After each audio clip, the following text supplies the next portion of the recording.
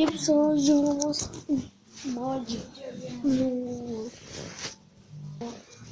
pro bloco launcher. Olha aqui, ó. Esse aqui precisa ser um negócio azul assim. Pra você listar. Eu ofereci isso daqui assim. Você instala um bloco launcher também.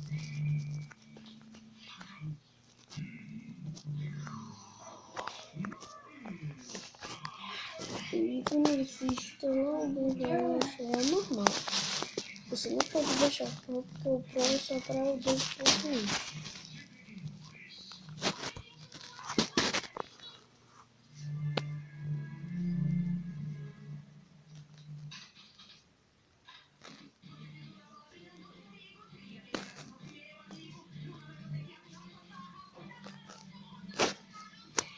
Aí, você está instalando, já foi.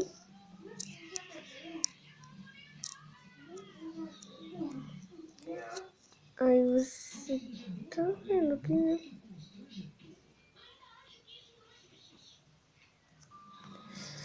você vem aqui, eu vou dizer, base mod, criaturas mod.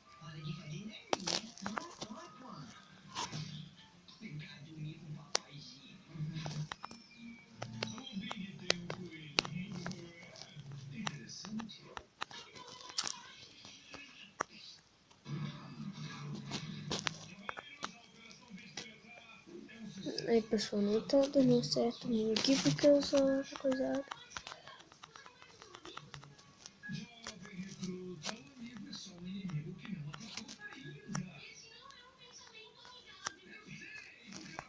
Né?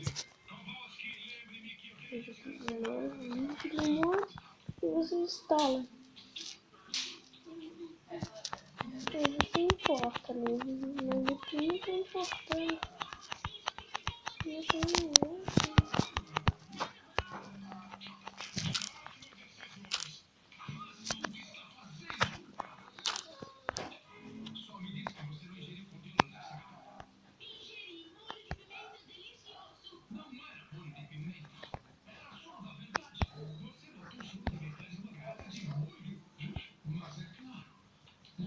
Pessoal, tá vendo?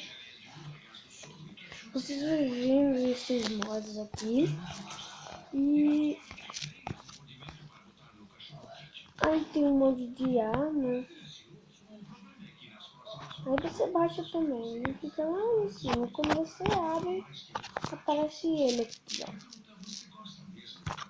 Tá vendo?